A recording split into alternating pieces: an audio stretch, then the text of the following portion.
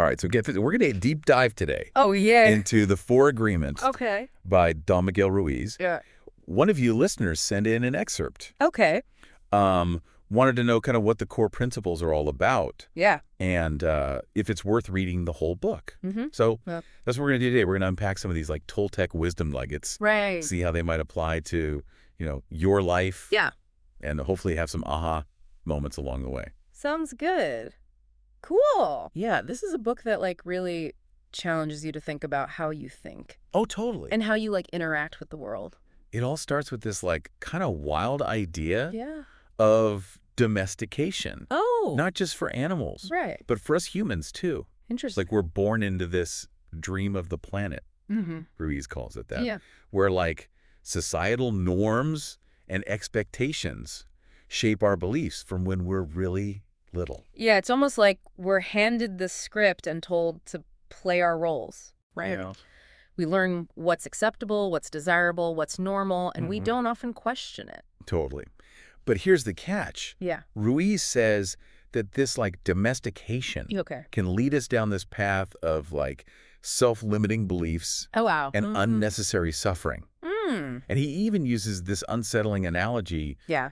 of a parasite in the mind. Oh. It's like a combo of the judge, the victim, and our ingrained belief system, all working together to kind of keep us trapped.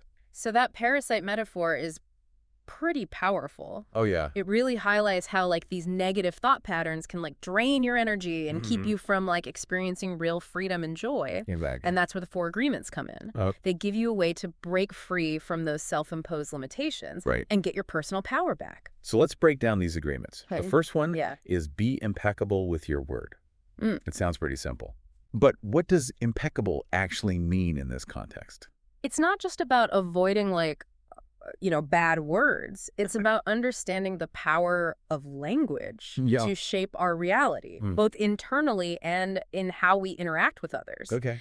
Every word we speak carries energy and has an impact. There's this story in the book that really struck me. Okay. It's about this mom who just kind of casually tells her daughter she has an ugly voice. Wow. It's just a passing comment. Right. But imagine the lasting impact those words have on that little girl. It's a chilling example of how carelessly spoken words can have a ripple effect, creating negativity and pain. Right. Ruiz even compares gossip to a form of black magic. Whoa. Spreading negativity like a virus. Interesting. Think about how a juicy piece of gossip makes you feel.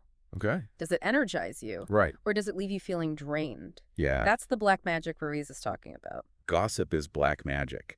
That's a powerful image. It really makes you think twice about the words you choose, Yeah. It's about recognizing that our words have the power to build up or tear down. Totally. To heal or to harm. Absolutely. Right. And this first agreement invites us to become more conscious of our language and to use it in a way that aligns with our values and intentions. Cool. Moving on to the second agreement. Okay. We've got don't take anything personally. Right. This one, I got to admit, feels super liberating. Really? It's like saying goodbye to all those insecurities and worries about what other people think. It's a game changer for sure. Totally. When we take things personally, we're giving away our power. Right. We're letting someone else's words or actions determine our self-worth. Yeah. And that can be like a slippery slope. Oh, yeah. Imagine a colleague is criticizing your presentation. Okay. Instead of spiraling into self-doubt. Yeah. How could you apply this agreement? Yeah. Maybe you could ask for specific feedback. Right. See it as an opportunity to grow rather than a personal attack. Exactly.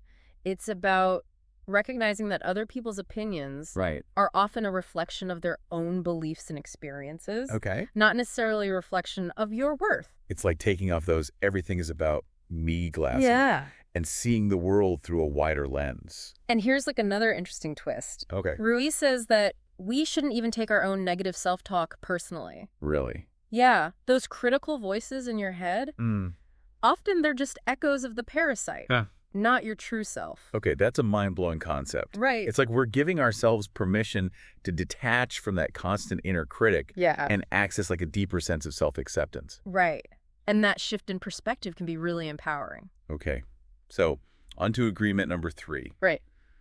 Don't make assumptions. Uh, This one hits close to home for me. oh, yeah.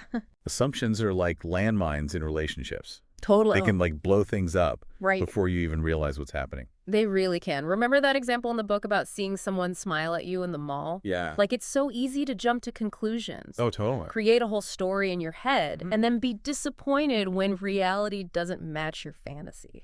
Oh, I've been there. Right. It's like we're writing our own romantic comedy in our minds. Yeah. But it's usually more of a tragic comedy when those assumptions fall apart. And the book encourages us to replace assumptions with curiosity. Okay. Instead of jumping to conclusions, we can choose to ask questions, Right. seek clarification, and communicate openly. Totally. It's about becoming more mindful of how we interpret situations and interactions. I love that. So instead of assuming your partner's ignoring you because they're mad, right. you might simply ask, hey, is everything okay? You seem a bit quiet tonight. Exactly. And this applies to assumptions we make about ourselves, too. Right. We often overestimate or underestimate our abilities. Oh, yeah. Without, like, honest self-assessment. I know I'm guilty of that. Yeah. It's like we have these preconceived notions about who we are and what we're capable of, right. which can either limit us or set us up for disappointment. It's about being willing to challenge those assumptions, to step outside of our comfort zones and to discover what we're truly capable of. So it's about being open to new possibilities. Yeah. Both within ourselves and in our relationships with others. Absolutely. Oh. And that brings us to the final agreement. Okay. The one that ties everything together. Always do your best. This one resonates with me. Wow. Because it's about effort over perfection. I like that. You know? Right. And it's not about pushing ourselves to the point of burnout. Totally. The book even shares a story. Oh, does it? About this guy seeking enlightenment through meditation. He asks the master, how long will it take if I meditate for 4 hours a day? Wow.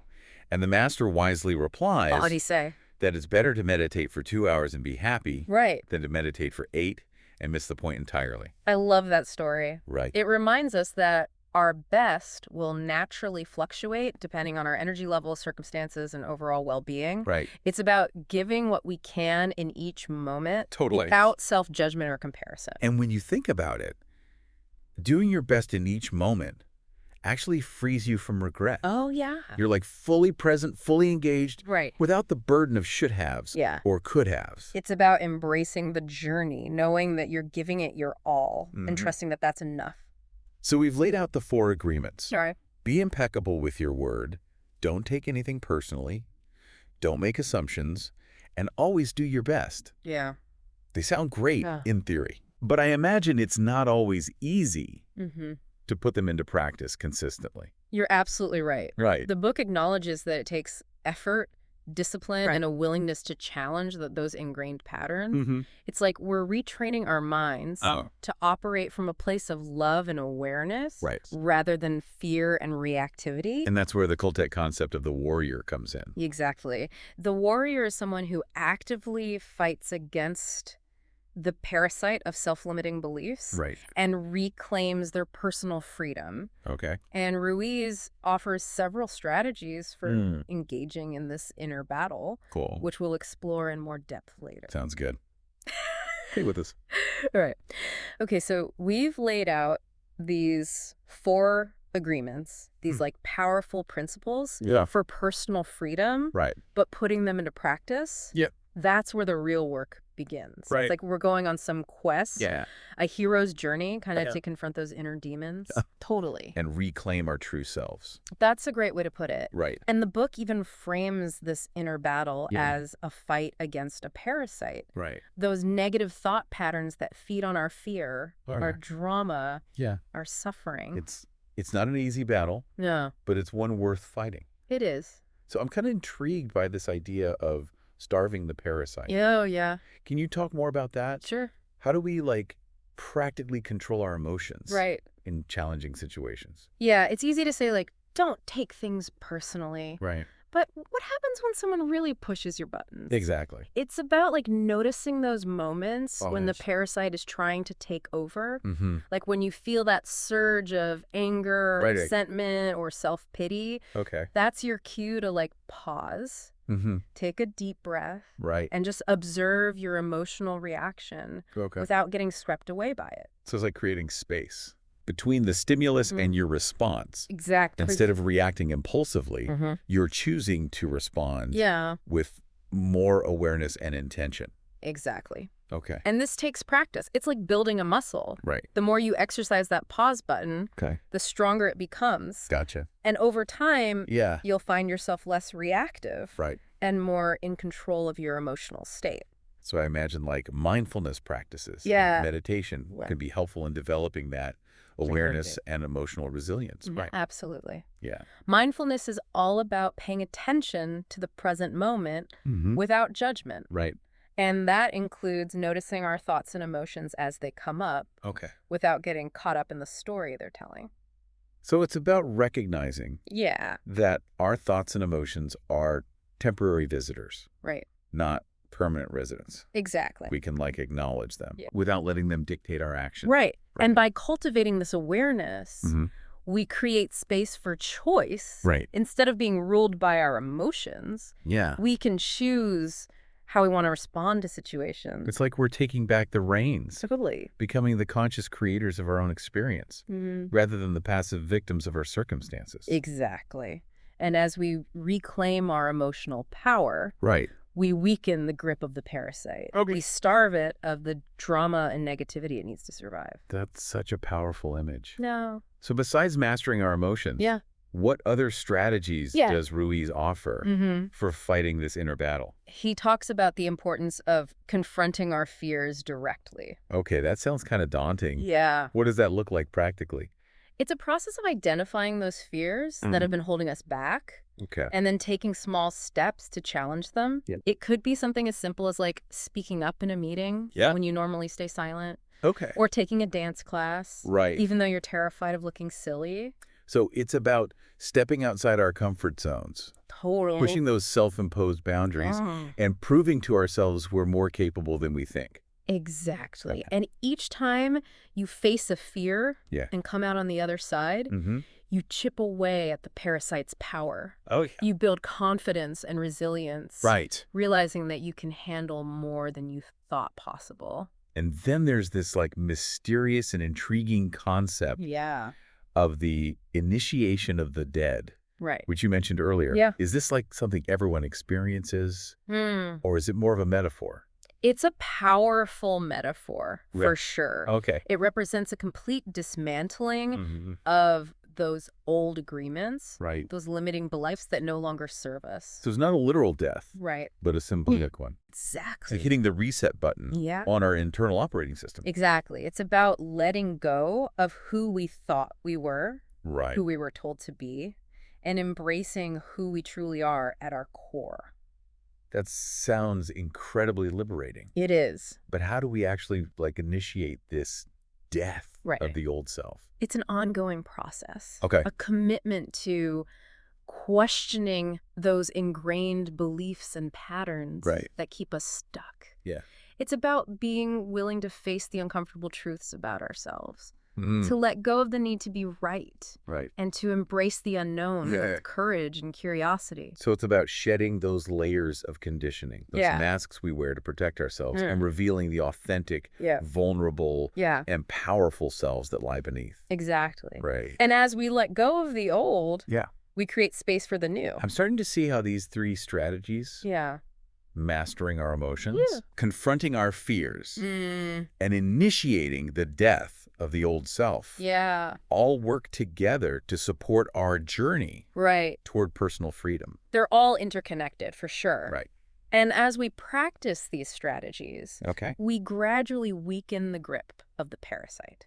Those negative thought patterns that have been keeping us trapped in suffering. It's like we're reclaiming our inner territory, clearing out the debris of limiting beliefs and negative emotions. And creating fertile ground for growth and transformation. That's a beautiful way to put it. And as we cultivate this inner garden, we start to see the world through a different lens. We begin to notice the beauty and abundance that surrounds us.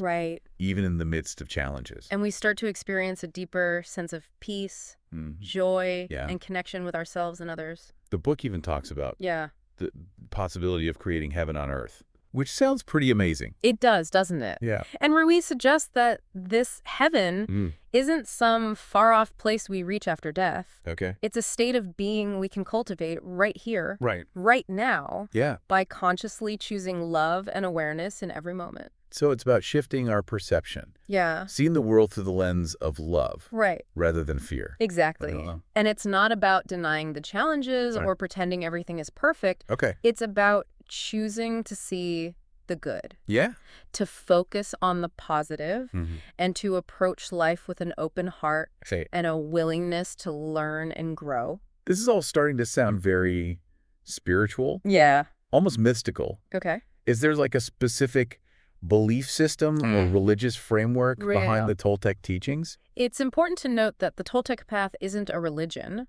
Yeah. It's a philosophy. Right. A way of life that emphasizes personal experience, self-discovery, and the power of intention. So it's about finding your own truth, your own path to freedom and fulfillment, rather than adhering to a rigid set of doctrines or rituals. Exactly. Okay. And while Ruiz draws inspiration from ancient Toltec wisdom, he encourages readers to take what resonates with them and leave the rest. Yeah. It's about finding what works for you on your own unique journey. Okay, that makes sense. Okay. So we've talked about the strategies for personal transformation, the concept of heaven on earth, and the philosophical underpinnings of the Toltec path. Okay. But I'm curious, what role does forgiveness play in all this?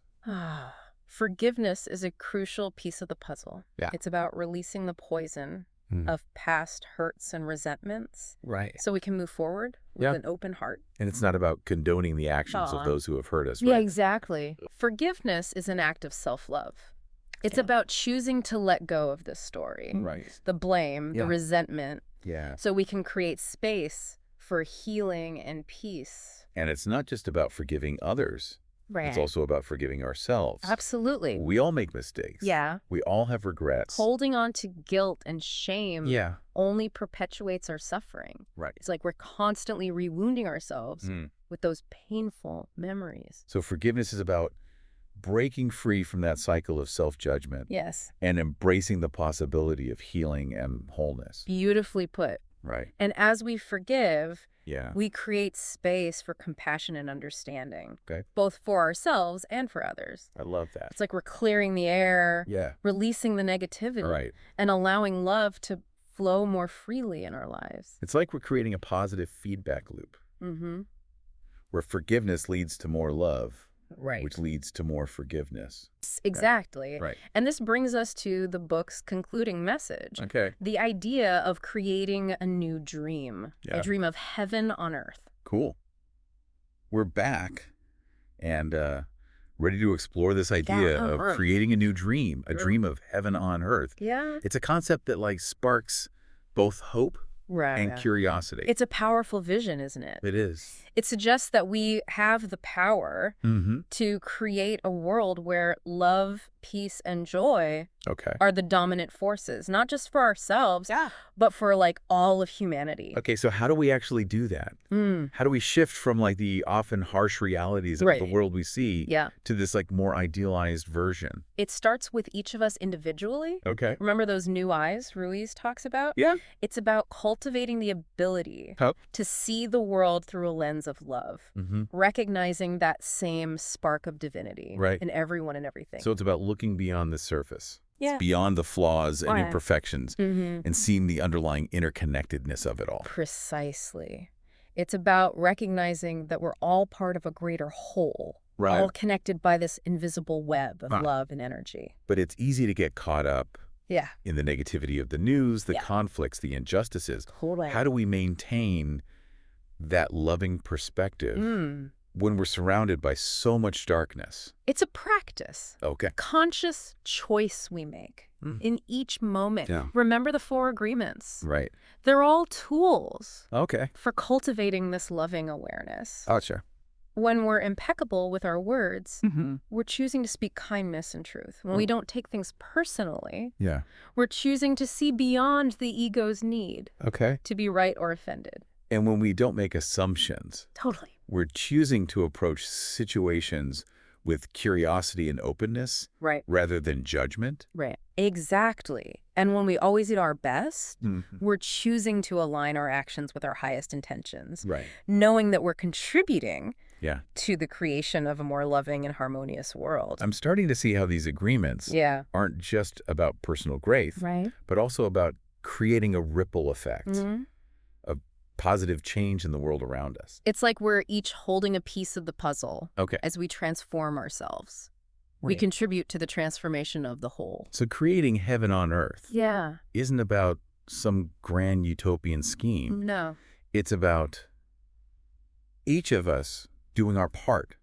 Cultivating love and awareness in our own lives and trusting that those individual efforts will collectively create a more beautiful and harmonious world. Beautifully put. It's about recognizing our power to choose love over fear, to see the good in others, and to act with kindness and compassion.